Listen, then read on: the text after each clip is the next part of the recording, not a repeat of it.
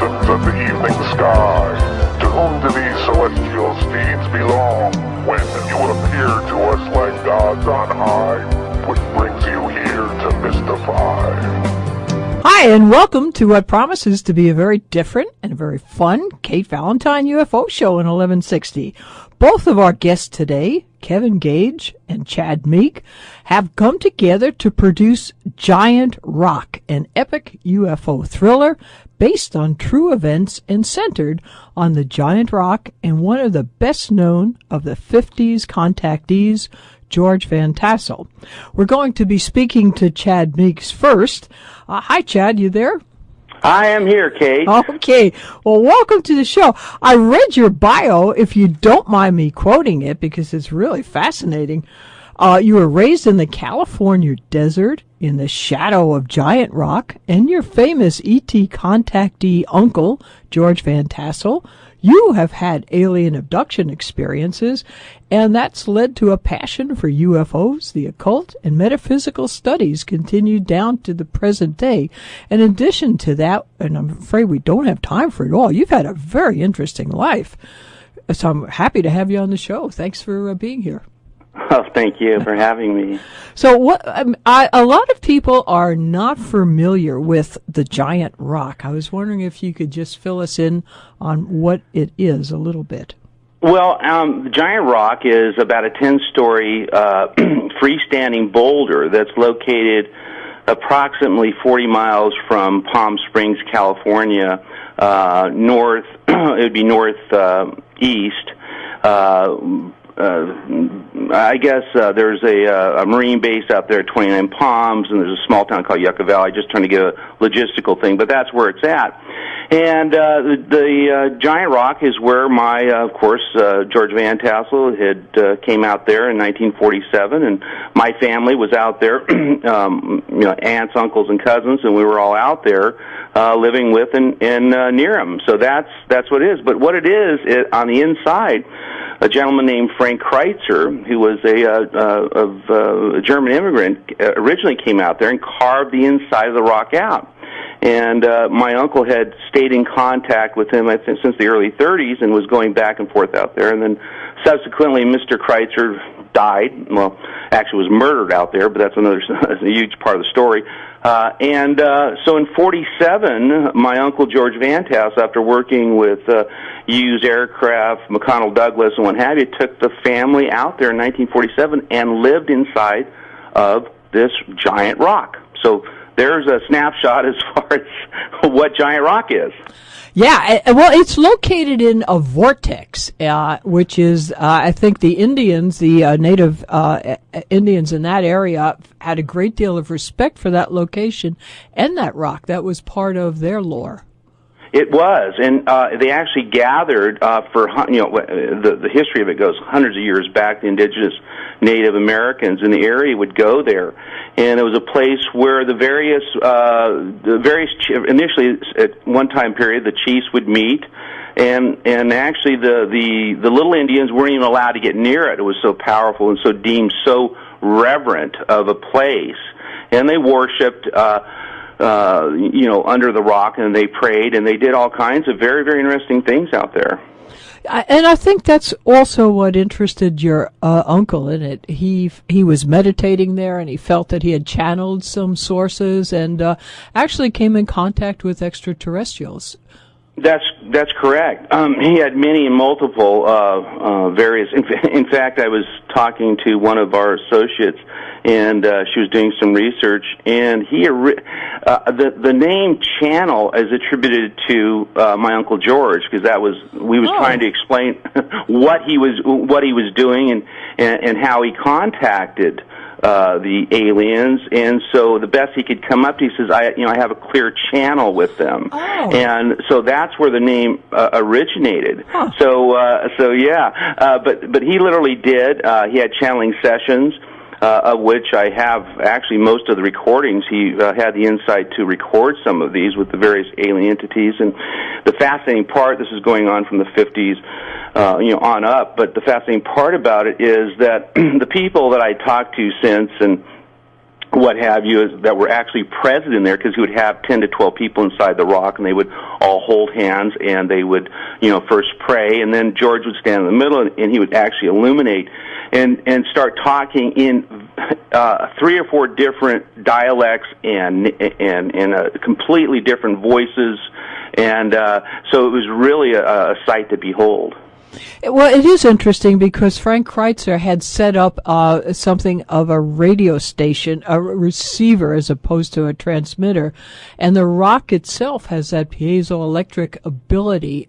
So, there's a lot of smoke here. A lot of smoke. Well, the fascinating part, Kate, is I would go inside there and experience that as a child, and of course, when you're a child, I guess you're perhaps more receptive to contact with various entities and UFOs and things like that. I would go down in the rock by myself, and I would have these incredible events. I mean, just this feeling that would come over me, and literally I would feel like that the rock was illuminating and actually speaking to me, almost like something like of the pyramids or what have you.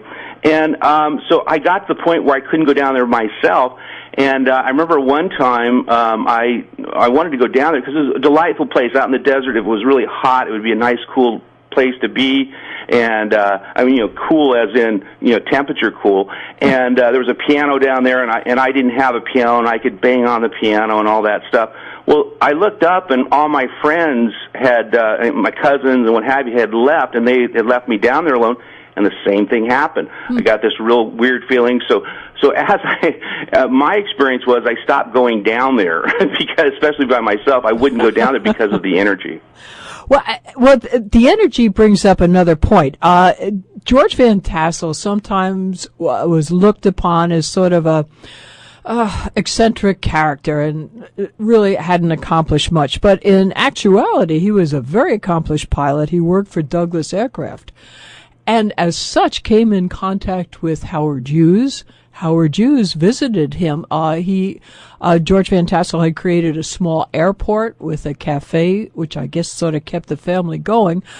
And he used, and now we can get into the Integratron, which he felt might supply energy to the body to help heal it or to perhaps make it live a little longer. And I am sure Howard Hughes was very interested in that. It's funny, the various connection. Incidentally, supposedly I was sitting next to Howard Hughes eating pancakes and eggs. Really? Yeah, when I was a little kid, and he was quite a regular place out there for many reasons. Number one, of course, he was an aviation person, but my uncle worked directly for him, and Howard Hughes actually donated some money to get the Integratron going. So he had a real interest, and here's one of the things that people, if you get the connection, the Spruce Goose, a non-metallic airplane, and if you get an Integratron with the various ferromagnetic constructed only with wood. There was no metal in there, et cetera, et cetera. You can kind of get the kindred spirit type thing. And my uncle was a brilliant man. He was beyond brilliant. He was a devout Tesla follower. He was keenly interested in free energy and various things. And through his conversations, he got a lot of very fantastic, really great ideas that he wanted to actually utilize to help the common man. And what he wanted to do was he wanted to create these various health and energy devices and literally give them away to make lighten the burden. So yeah, he was a very brilliant guy. Yeah, I think that was Tesla's mistake too, that he wanted to get free electricity and give it away. And J.P. Morgan said, I don't think so. That's a shame. It's real. But you talk about synchronicity. When I got Kevin Gage's email, I don't know if you're aware, but tomorrow would be the 25th anniversary of the passing of your uncle. Yeah, February 9th. Yeah, he died February 9th. Actually, on March 12th, he'll be 103.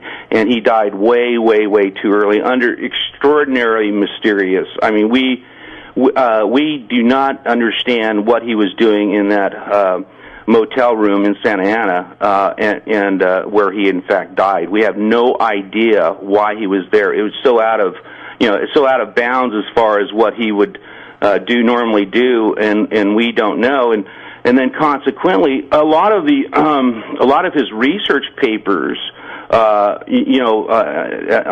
the death of upon his death, the research papers disappeared, and he was very close to completing this Integratron to actually make it functional. And it's a very, very mysterious thing. And I was just I just noticed that myself this morning. As far as it's February 9th. He died in 1978. Yeah, and that's why I was so glad, because this is a fellow that really, I think his reputation has to be brought up out of the shadows. He's not just some wacko contactee of the 50s. This was a very, very accomplished gentleman that really tried to make life better for all of us here. And in so doing, I know he built this Integratron, but what exactly was it? I mean, well, I mean, there were several usage, as far as this. Of course, you got to remember too that my uncle was very, very metaphysical, and was into meditation, and what he was looking for is to create a rejuvenation machine, literally to rejuvenate cells, and to in fact get more in contact with our space brothers and other space angels, call them whatever that you want, so we could actually have this, clear channel, clear communication as far as this. And that's what it was designed for. I would go inside there as a child, and it's a wonderful thing. It's actually still in operation. Some women still own and operate it out there, and many, many celebrities actually, go out there and make the trek out to the Integratron, and it has a great feeling. And some bands have actually recorded music out there, but it is unlike any place that you'll ever go as far as the feeling. And what's so interesting is that you go a mile and a half or so down the road, then you're in. Well, the government bulldozed the inside of the rock down after his death, right afterwards, so you can't go inside the rock anymore because they caved it in because various reasons. They thought there'd be a lot of mischief going on out there after his death. But it is an interesting, one of the more interesting places that you can go, and it's really fascinating as far as that goes. But we keep thinking, he made the cover of Life magazine. He did not suffer fools. He actually had a prediction about a saucer flap, one of the most, I guess, factual predictions that he had got, and it was primarily because there's something he had in common with Howard Hughes, is that his space channel communications kept on telling him to warn everybody about above-ground nuclear testing. And of course, you have to remember, during the 1950s, we were in a Cold War, and we were emphatically, we wanted to expand our nuclear capabilities. So two things. One, he made this prediction, and all of a sudden, it's the most well-documented flyover as far as witnesses, pictures, and all that actually flew over the Washington, D.C., got him on the cover of Life magazine, and consequently brought him to the attention of a group called the later group is called COINTELPRO, which actually is a combination between the FBI, NSA, and Department of Defense, anybody who was deemed subversive.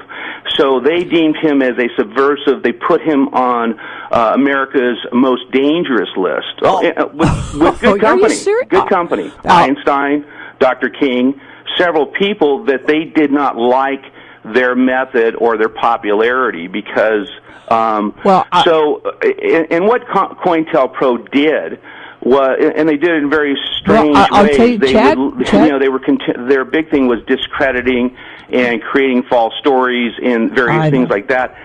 In part, that's why, and I've literally been nudged by so many people and things. Chad, we have to take a quick break, and I want to go into this in some detail, sure. but we're just going to take a quick break. Okay. This is Chad Meeks on 1160 WVNJ. He's talking about his movie, The Giant Rock. It's going to be a thriller. You got to go to the website and find out more about it. If you have questions, post them now on our website, AtlanticCoastUFOs.com. And we'll be right back.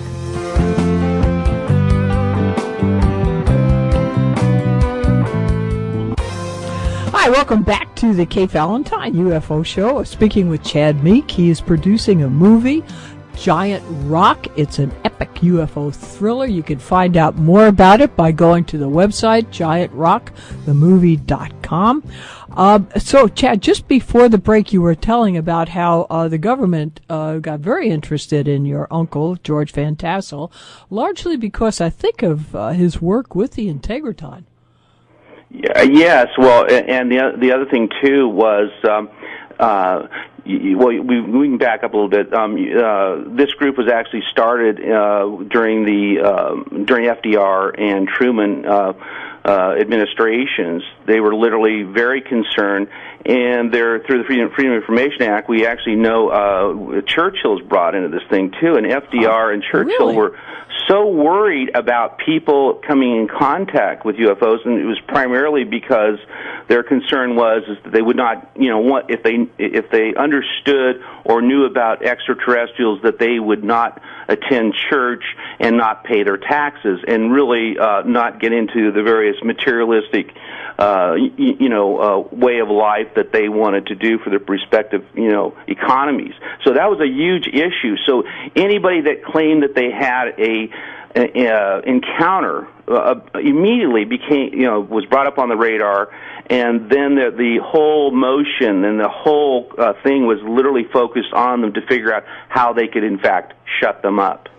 What? So, and that actually happened to my uncle on so many different. I mean, I illustrate it quite well with the various things. This actually goes into mind control, psychological warfare, to actually drugging, some of these people, and that is actually in the screenplay, and it's going to be in the movie. We're going to bring a lot of this stuff out simply because it has to be brought out. We call this the greatest UFO story never told. We need to get this thing out because they literally, it's getting to the point where we're running out of time, where people are some of the old timers and the insiders, whole thing, they're all dying off, and so I literally had to kind of run and talk to some people pretty close to their deathbed to basically get their story, so I could substantiate a lot of these things that I've known about and what have you, and so I got corroboration. So that's primarily why we're doing it now, and we're very, very excited. We're very, very excited about the movie. So you're sort of carrying on your uncle's legacy, and you yourself have been on a quest for renewable energy, I feel. Yes, I have, and that's been my main thing, and it really comes from I've actually been on the other side, on the carbon side. I've ran energy companies and what have you, but what I always wanted to do was figure out more or less a non-carbon area, and it's really funny because, well, it's not funny, but it's really interesting as far as some of the stuff that in some of my uncle's writings of his interest at the subatomic level as far as how energy works, and I'm very fascinated about that. I mean, as far as how advanced, I mean, he's light years ahead of me in my understanding, but I've always wanted to get more and more people interested in doing things renewable and sustainable. So it's been my thing, and I have projects that I hope to get launched too somewhere down the line. But our first main thing that we've got to do is we've got to get this legacy out. We've got to make sure people remember him as far as what he did and some of the sacrifices, but personally that he made in order to do this. Kate Valentine speaking with Chad Meek on 1160 WVNJ. Now, Chad, you state in your bio, too, that you've had some alien interaction yourself. Do you feel like you've been given a message or a mission to complete? This goes on the kind of the weird life of Chad C. Meek as far as this. I've literally had many experiences out in the desert, and the various entities kind of followed me as far as this. And I've actually been resisting most of the time. I mean, because essentially, I didn't want to be the guy who had alien abduction experience. I didn't want to be the guy that believed, you've got to, historically, you have to remember where I come from. I wanted to be like the rest of the cool kids and things like that who had so-called normal existences and things like that. So I've always resisted it. In fact, I remember recalling one time I was about 16 years old. I was within a group of my friends, and my uncle, who always appeared on many television shows, they had him on there, and I'm sitting there, and everyone's going, "Oh God, this guy is so good. This guy is so great." And I was living in the L.A. County area, far removed from the desert, and I just sat there mute. I didn't make any comment because I didn't want anyone to think that I was particularly different. Well, I'm a little older, a little wiser. I've been chased by my uncle. There have been so many. It's been substantiated so much as far as what I'm supposed to do. So many events have come up. I finally said, okay, I give up. I'm going to do this, and we're going to do this right. And then a whole set of circumstances, and Kevin can probably fill you in on more when he comes in as far as that actually occurred, that just absolutely propelled us into getting after this in a real serious way. So, yes, I have had my own experiences. They've been fascinating. I would prefer not to have them, as far as in many parts of my own life, but also too at my current age, I embrace them and say, hey, it's who I am, it's what I've made of, it's part of my own legacy to be a part of the whole Giant Rock experience. Well, I'm glad you did, because even myself, and I've been very interested in UFOs and and all that for a long time, but I would sort of have written off George Van-Tassel and Adamski and so on as just sort of, I just never thought there was anything much to them. But having read about your uncle and the Integratron and the Giant Rock, I realized that this was indeed a giant among men, not just the rock, he was as well. Yeah, well, there's a lot of snobbery, and like any, there's a lot of UFO snobbery, and I've kind of suffered through some of it, and I've heard, they refer to them as the tinfoil hats and what have you. Yeah, definitely. And I take kind of an issue with that, because essentially, had they not have been there, I don't think a lot of the people that are commenting today and experiencing that we would be here and getting as much information as we have now. So I think it's kind of they try to distance themselves from this, but you got to remember, where would you go if you had an experience? One of the things too, and this is really what he did. If you were an airplane pilot and had a encounter with UFO, or if you were a military person, which I would always wonder why there would be Marine helicopters out in front of my uncle's restaurant, and why my uncle would be talking to these people as far as that. Well, it's because they were experiencing things, and a lot of people had a hard time, and it's almost a play on words, integrate the experience. And so, whereas some people really had severe emotional problems, basically, experiencing stuff, they would go seek my uncle out, and he would literally explain to him what's going on, what had happened to him. And the first thing he would say to all of them is, the only person you can talk to about this is me. He said, don't tell your superiors, don't tell your employers, because you will be out of a job. And he had the experience, so he was really the go-to guy. So on a personal level, he was doing a lot for a lot of people, and it was all selfless. And And I'm sure your movie's going to bring that out. And again, it's GiantRockTheMovie.com. And Chad, thank you so much for being here with us. We're going to take a quick break, and then Kevin Gage will be on. But for those of you listening out here, you can still post questions and comments. I'm sure Chad and Kevin will be more than happy to answer them. Chad, thank you again for being here. For more information on this upcoming film, GiantRockTheMovie.com. We'll be right back after a short break. We're speaking with Kevin Gage.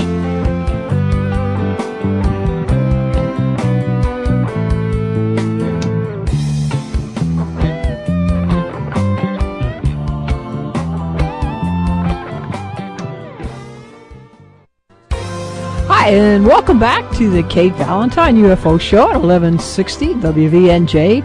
Joining us now is Chad Meeks' partner, Kevin Gage. Together, they're bringing out what I think will be a phenomenal movie, Giant Rock. It'll be an epic UFO thriller based on true events. And it's a film that's going to bring to the fore the almost now forgotten saga of the contactees of the 50s, George Van-Tassel foremost among them. So, Kevin, welcome to the show. Thanks for being here.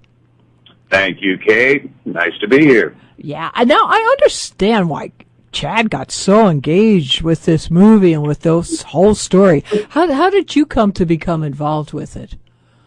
I met Chad on a beach. I unfortunately have not heard the first half an hour, but did you go into detail on how we met, Chad? No, he did not. He really was discussing his uncle, George Van-Tassel, and also the giant rock and renewable energy and just really that whole era of the 50s. So, but how you two got together, no, that was not discussed. Well, once again, it was on a beautiful Mexican beach, which I long to get back to. Mm-hmm. Yeah, we lived. I lived down there for about 5 years, and long story short is Chad was looking at the beach with his binoculars, and he spotted me, and he thought I was a spitting image of his Uncle George, and he came down and he introduced himself, and we got to talking, and I have been fascinated and a firm believer in extraterrestrial life form, and that we are not alone in the universe. And he brought up his Uncle George, and that obviously fascinated me, and I Googled George, and I just thought it would have made the most fascinating screenplay imaginable. I read a lot of screenplays in my day, and the fact that this was a true story, that all of these true events that surrounded George, and that had just met his bloodline, Chad. I told Chad, I said, you need to write a screenplay or a book. You need to do something, because George's legacy is something that should not be forgotten. I mean, the man was a legend before his time, and I just thought it would be a shame for him not to be brought back to life. He's the man. He was the beginning of all of the UFO programs and programs, all of the things that are going on today. Everywhere you turn, there's something about UFOs and life in a different universe. And George was the man that started it all. So there it is. I told him he should write a screenplay, and he did. And here we are today.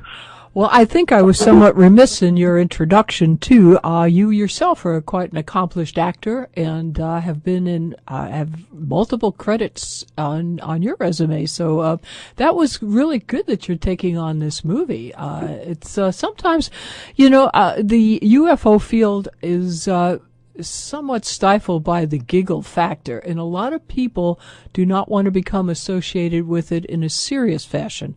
I mean, as long as it's Spielberg doing a E.T. film, that's great. But when you're really trying to bring up past valuable people in a serious fashion, sometimes that gets suppressed pretty quickly. Suppressed is an understatement, isn't it? Yeah. I thought it was a nice way to put it, though. That's a whole other topic, though. Well, but it was. The powers that be. Actually, Chad had brought up the fact that his uncle's death was somewhat questionable. And and along with him, Wilhelm Reich also met the same end, and they were interested in the same fields. This whole renewable energy, free energy, seems to push a lot of government buttons. Oh yeah, they don't want to. They don't want to give up the money and the power. That's for sure. Yeah, I think that's what stopped Tesla a long time ago. Because we had a question that came in from Dale, who was wondering if Chad was worried that his experiences would be used by big oil to discredit not only the renewable energy work, but possibly the movie. So now on this movie, what's your opinion? Have you been to the Integratron? Have you been to that site? I have, of course. Yeah, I've been out to Giant Rock and the Integratron. And the Integratron is, all of the aspects about George, they're also fascinating, but the Integratron is one of the bigger ones, I think. It's a live, living, touchable building that is still there. And it's fascinating to me that one of the aspects of the Integratron was that it was built for cell rejuvenation and to extend the human life. And people would supposedly be able to live to 150 years old and take advantage of the wisdom acquired through age. And the fact that George built this on his own, with a little help from financial help from his friend Howard Hughes, I believe. He built this over a period of 15 years and a week before it was to be opened to the public for free at no charge. Mr. George Van-Tassel mysteriously dies in a hotel on another part of where the man just did not go there. And after his death, the main components of the Integratron and schematics were taken out of it, and and there it sits today. So there's quite the conspiracy theory going on there. But yeah, I get it. Who the powers that be would not want human beings to live to be 150 years old. We just start to wake up and be wise to what's going on around us, in our 50s and 60s. And if we were to live to be 150 years old, well, by the time we hit 100, we would all be wise enough to go, hey, we see what's going on, and I think we grab our guns and take the planet back. Well, assuming you still had guns, of course, but we won't get into that. Yeah. On the Integratron, this was supposedly on a vortex of a natural vortex of the planet, and it would, in a sense, amplify those waves. I mean, I think something was there. The Native Americans seem to be able to detect these locations.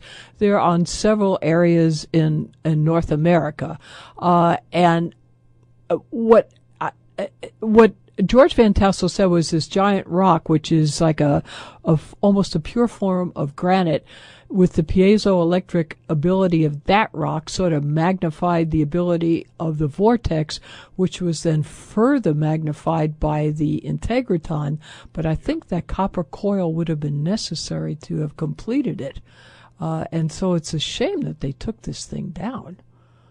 Oh, yeah. Well, it was that copper core apparatus. It was on the building was a tabernacle type of building, and that metal apparatus you're speaking of, it was on the outside, and it was called an electrostatic die rod, I think. But, yeah, but whichever it is, yeah, it is a shame. But you know what? It's quite obvious, why the federal government would go in there and dismantle that. Kate Valentine, I'm speaking with Kevin Gage. We're on 1160 WVNJ. Well, even out in Long Island, Tesla had put up a similar structure, and that was taken down as well. I mean, not similar to Integratron, but similar as far as the effect would go. So you really, now you were at the giant rock itself. Did you, now Chad said that when he was there and when he was in the Integratron, he experienced some possibly some channeling of his own. Did you get that type of a feeling, or was it just like an electrostatic type of a feel? I didn't actually go inside the Integratron. It's fenced, and some people run it, and you need to make an appointment and get out there. But I saw it, stood near it on the other side of the gate, and no, I can't say that I felt anything there, but I did at Giant Rock. Back to what you were talking about, the the electromagnetic field or properties around that rock, and the Indians, the Hopi Indians, way back when, God, it was a sacred rock that only the chiefs were allowed to be near, and there were predictions made that if the rock split down the middle, it would be the end of times, and if it split off to the side, that good things were to come to the planet. And there was a given date when this was going to happen, and I believe it was 2001. Well, the damned rock actually split. Yeah. And fortunately, it was not down the middle, and it was off to the side. And when you look at it, you can see the crystalline structure of the rock. It's mind-boggling, to say the least. And when I was there, yes, I could feel an energy, and it sounds so odd, I'm sure, to your listeners. I know it sounds odd to me whenever anybody speaks of feeling weird energies, but I cannot deny the fact that, there was something heavy going on there. So you really feel compelled to make this movie, not just that you think it will be an interesting movie, and we did have a question come in, was how and when will it be distributed, but you think that there's a lot of important information to be distributed as well. Absolutely. Once again, I think, I don't know, I all of a sudden, after researching George as much as I have and being as obsessed with life in the universe the way I have been all my life, I just feel that his legend, his history, it needs to be brought back to life and preserved. The man was far ahead of his time, and it's such an interesting story. And George was about, the bottom line, there's so many different aspects to him, but the bottom line is he was about the people of the planet reaching a higher level of consciousness and basically following the golden rule. And these are things that I have not thought about much all my life. I've been a single man most of my life and no children, but I now have a 6-year-old boy, and I think about the future. And we are just borrowing the planet from our children, and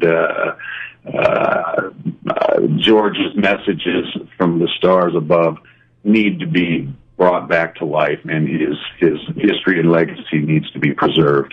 Yes, and the demographics obviously are off the charts when it comes to UFOs, movies or books, or just the subject matter period these days.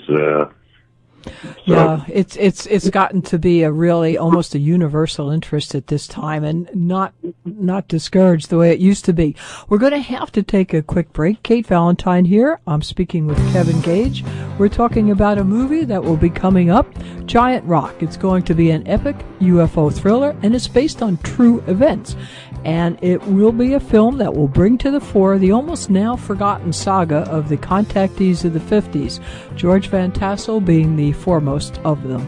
We'll be right back after a short break. We'd love to hear your questions and comments. You can post them on our website, AtlanticCoastUFOs.com.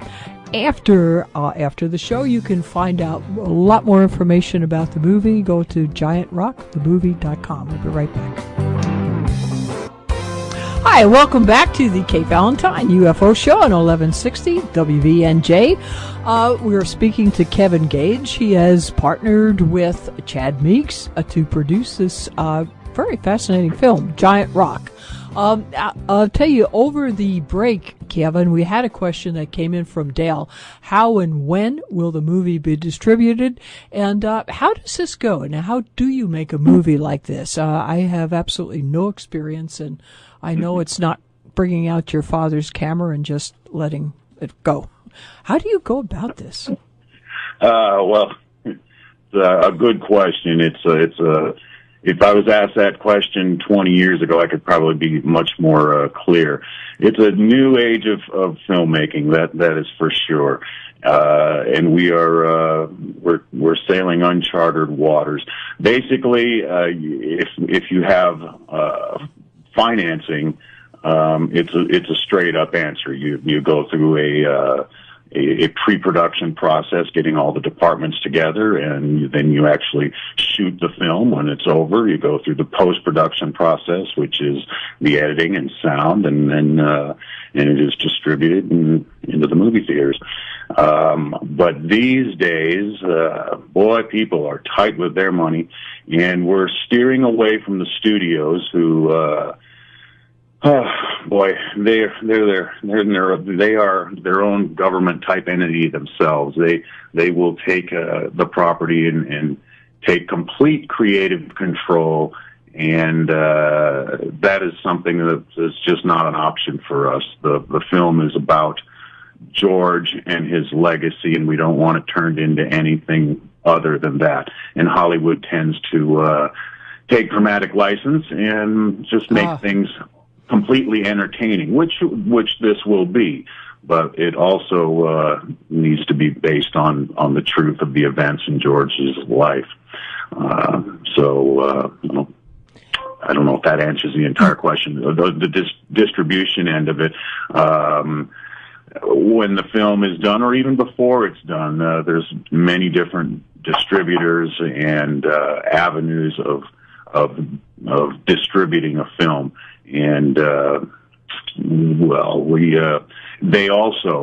an entity in themselves that can basically steer people's films in any direction that they want, because obviously distribution is everything.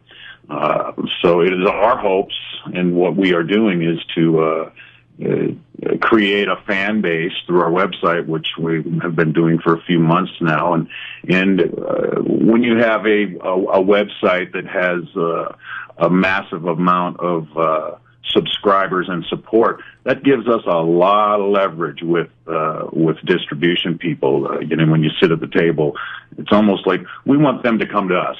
We're not going to need to go sell them on anything. They're going to know the value of this property and be happy to have it. Is there so about when do you think it might be released or made?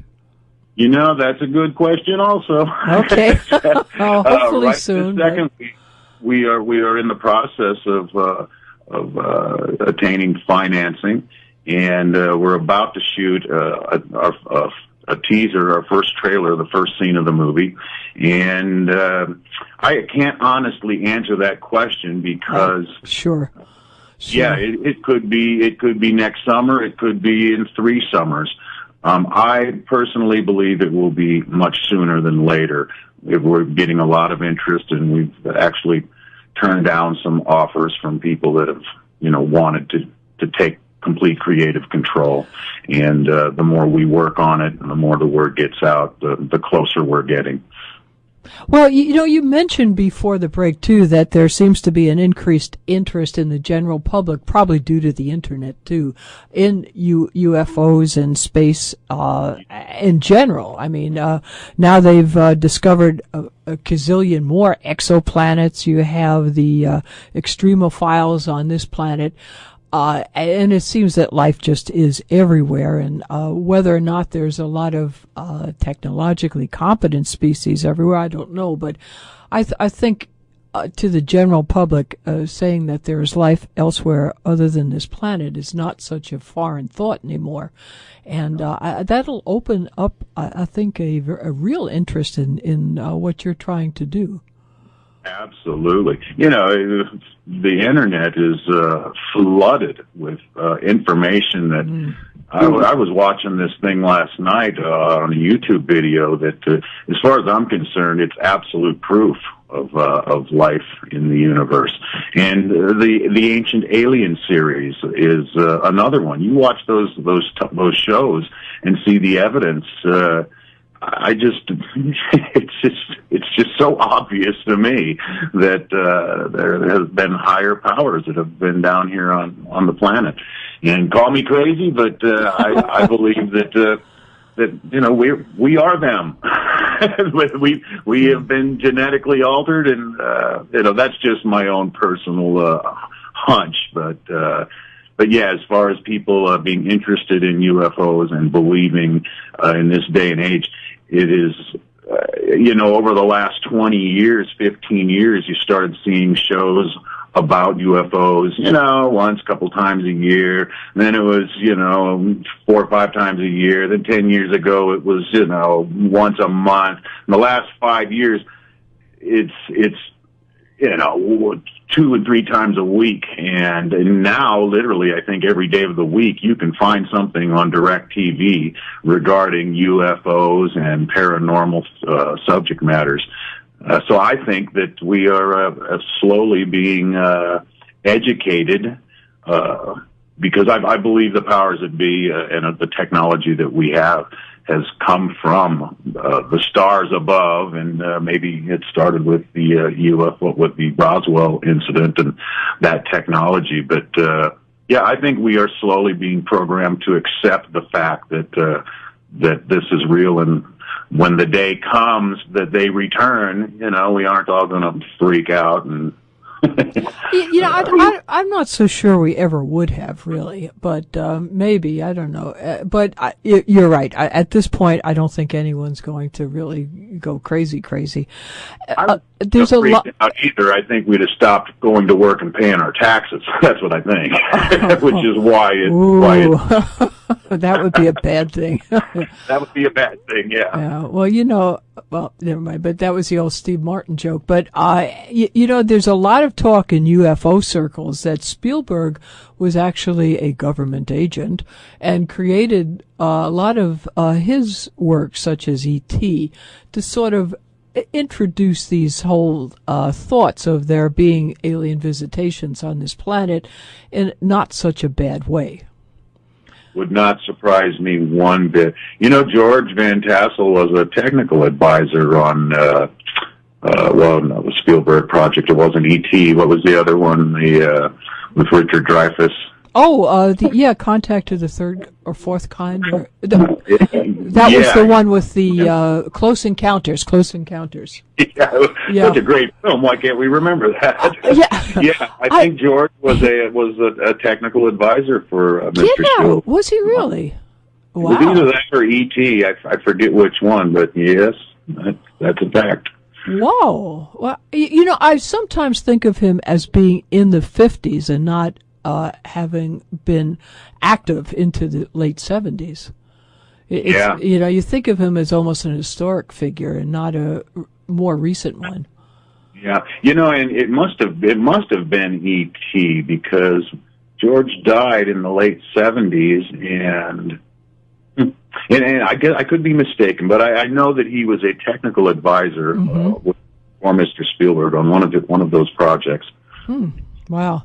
Well, so he was well known. I mean, and respected enough. Well, again, you forget that was one part of his life, the giant rock and the Integratron. He was a pilot for Douglas Aircraft. He was a good friend of Howard Hughes. This was not just some, as they said, tinfoil hat-wearing guy out in the middle of the desert. No, he had credentials that were off the charts. You're right. He had 20 years of experience with in the airline aviation industry. I think he was employed by Douglas Aircraft Company in a variety of responsible positions, and that was in the middle of the Great Depression in the 30s, and I think in the early 40s he was a personal flight inspector for Howard Hughes, and after Howard Hughes. God, where did he go to work? Oh, he was a safety inspector, I think, with Lockheed until 1947. And that is coincidentally the year of Roswell, is when George had, just left this brilliant career of his in aviation and went out to live under a rock. So that raises a lot of questions. Yeah, it does. I'm so glad you guys are making this movie. It's going to be fascinating. Obviously you're here to announce it and to advertise it. So how does our audience find out about it? How do they follow up on the production of this? Well, you can obviously go to our website, giantrockthemovie.com, and that's one way. Or you can just Google, George Van-Tassel, and there's endless information there. But I would like to see you go to our website, giantrockthemovie.com. Incidentally, I'll throw this in there too. We were actually having a casting call contest, and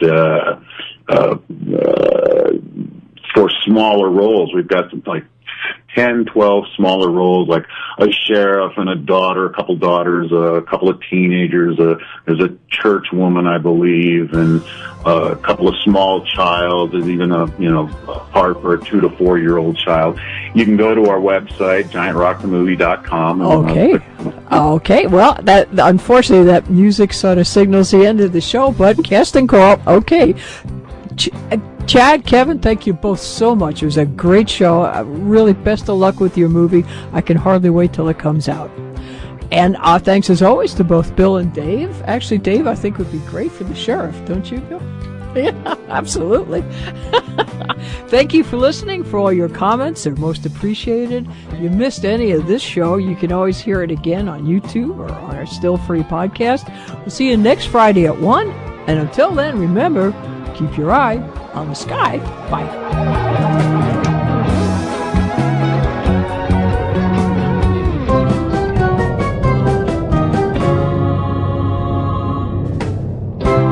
And they actually gathered for the history of it goes hundreds of years back. The indigenous Native Americans in the area would go there, and it was a place where the various initially at one time period the chiefs would meet. And actually the little Indians weren't even allowed to get near it. It was so powerful and so deemed so reverent of a place. And they worshipped, under the rock, and they prayed, and they did all kinds of very, very interesting things out there. And I think that's also what interested your uncle in it. He was meditating there, and he felt that he had channeled some sources and actually came in contact with extraterrestrials. That's correct. He had many and multiple various. In fact, I was talking to one of our associates, and she was doing some research, and the name channel is attributed to my Uncle George, because we was trying to explain what he was doing and how he contacted the aliens, and so the best he could come up to, he says, I have a clear channel with them, and so that's where the name originated. Huh. So yeah, but he literally did. He had channeling sessions, of which I have actually most of the recordings. He had the insight to record some of these with the various alien entities, and the fascinating part, this is going on from the 50s. On up, but the fascinating part about it is that the people that I talked to since and mighty phantoms of the evening sky, to whom do these celestial steeds belong, when you will appear to us like gods on high, which brings you here to mystify. Hi, and welcome to what promises to be a very different and very fun Kate Valentine UFO show in 1160. Both of our guests today, Kevin Gage and Chad Meeks, have come together to produce Giant Rock, an epic UFO thriller based on true events and centered on the Giant Rock and one of the best known of the 50s contactees, George Van-Tassel. We're going to be speaking to Chad Meeks first. Hi, Chad, you there? I am here, Kate. Okay. Well, welcome to the show. I read your bio, if you don't mind me quoting it, because it's really fascinating. You were raised in the California desert in the shadow of giant rock, and your famous E.T. contactee uncle, George Van-Tassel. You have had alien abduction experiences, and that's led to a passion for UFOs, the occult, and metaphysical studies continued down to the present day. In addition to that, and I'm afraid we don't have time for it all, you've had a very interesting life. So I'm happy to have you on the show. Thanks for being here. Oh, thank you for having me. So a lot of people are not familiar with the giant rock. I was wondering if you could just fill us in on what it is a little bit. Well, the giant rock is about a tone. I could bang on the piano and all that stuff. Well, I looked up, and all my friends had, my cousins and what have you, had left, and they had left me down there alone. And the same thing happened. I got this real weird feeling. So as my experience was, I stopped going down there because, especially by myself, I wouldn't go down there because of the energy. Well, the energy brings up another point. George Van-Tassel sometimes was looked upon as sort of a eccentric character and really hadn't accomplished much. But in actuality, he was a very accomplished pilot. He worked for Douglas Aircraft. And as such, came in contact with Howard Hughes. Howard Hughes visited him. George Van-Tassel had created a small airport with a cafe, which I guess sort of kept the family going. And he used, and now we can get into the Integratron, which he felt might supply energy to the body to help heal it or to perhaps make it live a little longer. And I am sure Howard Hughes was very interested in that. It's funny, the various connection. Incidentally, supposedly, I was sitting next to Howard Hughes eating pancakes and eggs. Really? Yeah, when I was a little kid, and he was quite a regular place out there for many reasons. Number one, of course, he was an aviation person, but my uncle worked directly for him, and Howard Hughes actually donated some money to get the Integratron story freestanding boulder that's located approximately 40 miles from Palm Springs, California, north. It would be northeast. I guess there's a Marine base out there at 29 Palms, and there's a small town called Yucca Valley. Just trying to get a logistical thing, but that's where it's at. And the giant rock is where of course, George Van-Tassel had came out there in 1947, and my family was out there, aunts, uncles, and cousins, and we were all out there living with and near him. So that's what it is. But what it is on the inside, a gentleman named Frank Kreitzer, who was a German immigrant, originally came out there and carved the inside of the rock out. And my uncle had stayed in contact with him, I think, since the early 30s and was going back and forth out there. And then subsequently, Mr. Kreitzer died. Well, actually was murdered out there, but that's a huge part of the story. So in 47, my uncle George Van-Tassel, after working with Hughes Aircraft, McConnell Douglas, and what have you, took the family out there in 1947 and lived inside of this giant rock. So there's a snapshot as far as what giant rock is. Yeah, well, it's located in a vortex, which is, I think the Indians, the native Indians in that area had a great deal of respect for that location and that rock. That was part of their lore.